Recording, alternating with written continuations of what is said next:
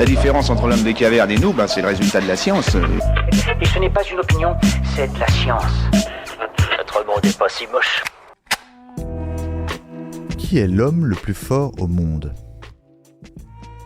Mitchell Hooper, un Canadien de 27 ans, a été sacré l'homme le plus fort du monde dimanche 27 avril 2023.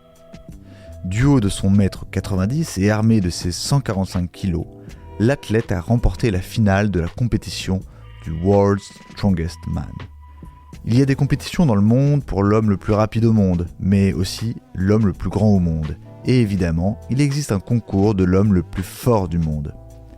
La dernière édition s'est déroulée le dimanche 24 avril aux États-Unis et après de multiples épreuves de force, un nouvel Strongest Man a été désigné.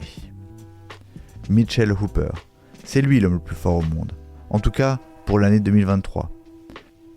Le week-end dernier, ce jeune Canadien de 27 ans a remporté la finale du World's Strongest Man qui se déroulait à Myrtle Beach dans l'État de Caroline du Sud aux États-Unis. Avec son 1m90 et ses 145 kg, l'athlète n'était pourtant pas parmi les favoris. Les yeux des spectateurs se tournaient plutôt sur le Britannique Tom Stoltman. L'homme avait déjà remporté les 2 éditions précédentes. Les espoirs se portaient également sur l'Ukrainien Oleksiy Novikov, qui était arrivé 3e l'an dernier. Ce n'était absolument pas prévisible que ce gars-là remporte le World's Strongest Man, puisqu'il y avait 2 autres athlètes qui devaient logiquement gagner. Il les a vaincus tous les 2. C'est une immense victoire et une certaine surprise, a réagi Paul Hall, historien du sport et auteur de Fortissimus, la planète des surhommes, à Radio-Canada. C'est la première fois qu'un Canadien remporte le trophée. Le mois dernier, Mitchell Hooper a également gagné une autre compétition prestigieuse, la Arnold Strongman Classic.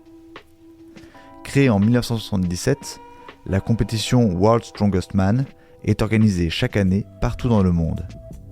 Après Nice en France, Malte et le Maroc, l'édition 2023 a retrouvé ses terres d'origine, les États-Unis. La compétition débute avec 30 athlètes. Seulement 10 peuvent se qualifier pour la finale. En 2 jours, ils doivent affronter 6 épreuves qui ne sont pas les mêmes d'une année sur l'autre.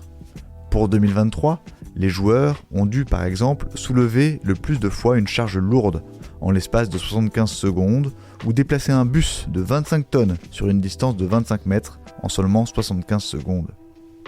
Contrairement à d'autres sports, les participants ne sont pas testés. C'est le régime de la testostérone et des stéroïdes, indique Paul Hall. C'est une règle générale, c'est admis, pratiqué et compris. Voilà. Il ne reste plus qu'à vous remercier de votre attention. Au revoir.